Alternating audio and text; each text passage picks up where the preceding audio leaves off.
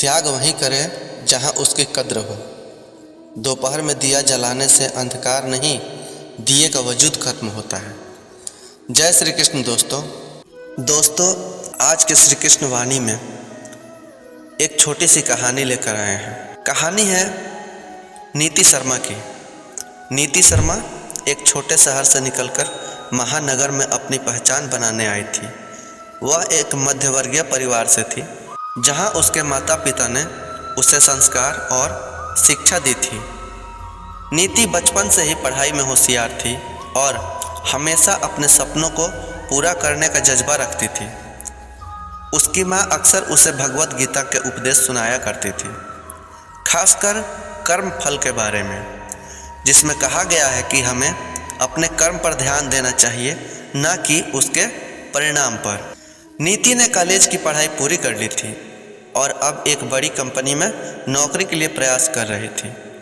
उसने कई इंटरव्यू दिए, लेकिन कहीं भी उसे सफलता नहीं मिली। हर बार वह रिजेक्ट लेटर पाकर निराश हो जाती थी, लेकिन उसकी माँ की बातें हमेशा उसे याद रहती। माँ कहती थी, बेटा, भगवान श्री कृष्ण ने गीता में कहा है कि हमें अपने कर्म करते रहना चाहिए, बिना फल की चिंता किए। जो लोग अपने कर्तव्यों का पालन ईमानदारी से करते हैं, उन्हें भगवान कभी निराश नहीं करते। उसका फल उन्हें अवश्य मिलता है। नीति ने अपना संघर्ष जारी रखा। वह दिन रात मेहनत करती, नई नई स्किल्स सीखती और अपने व्यक्तित्व को निखारने में लगी रहती थी। हालांकि बार बार असफलता के कारण उसके मन में आत्मसंशय आने लगा था। वह सोचने लगी थी कि शायद उसके मेहनत का कोई महत्व नहीं और शायद उसे अपने सपने को छोड़ देना चाहिए। एक दिन नीति के दोस्त ने उसे एक नई कंपनी के बारे में बताया, जो कि एक स्टार्टअप थी और कुछ ही सालों में बहुत तेज़ी से बढ़ रही थी। नीति ने भी वहां अप्लाई किया। इस बार उसने इंटरव्यू के लिए बहुत तैयारी की। उसने अपने सभी डर और शंकाओं को दूर कर पूरी निष्ठा के साथ खुद को तैयार किया।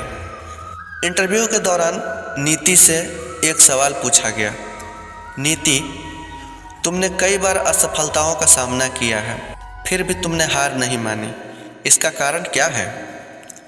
नीति ने मुस्कुराते हुए उत्तर दिया, मुझे हमेशा से यह सिखाया गया है कि कर्म ही जीवन का सबसे बड़ा सत्य है। भगवत गीता में श्री कृष्ण कहते हैं कि हमारा अधिकार केवल कर्म करने में है, फल की चिंता करना हमारा काम नहीं है।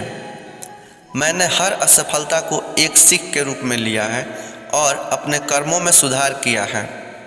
मुझे विश्वास है कि सही समय पर मुझे मेरे काम का फल अवश्य मिलेगा।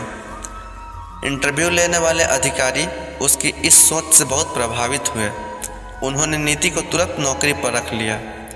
नीति की खुशी का ठिकाना नहीं था।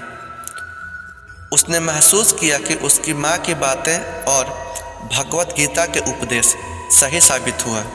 नीति ने नई कंपनी में अपना काम शुरू किया। उसने अपनी मेहनत और ईमानदारी से काम किया और कंपनी के लिए कई महत्वपूर्ण प्रोजेक्ट पूरे किए। उसकी मेहनत रंग लाई और कुछ ही सालों में उसे प्रमोशन मिला। नीति ने अपने कर्तव्यों का पालन करते हुए कभी भी फल की चिंता नहीं की और भगवान ने उसे उसका फल अवश्य दिया।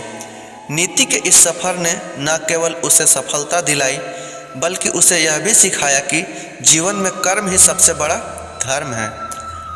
वह अब अन्य युवाओं को भी यही सिखाती थी कि चाहे परिस्थिति कैसी भी हो, अगर आप अपने काम को पूरी निष्ठा और ईमानदारी से करेंगे तो सफलता अवश्य मिलेगी। नीति की यह छोटी सी कहानी हमें सिखाती है कि आधुनिक युग में भी भगवत गीता के उपदेश उतने ही प्रासंगिक हैं जितने कि वे पहले थे।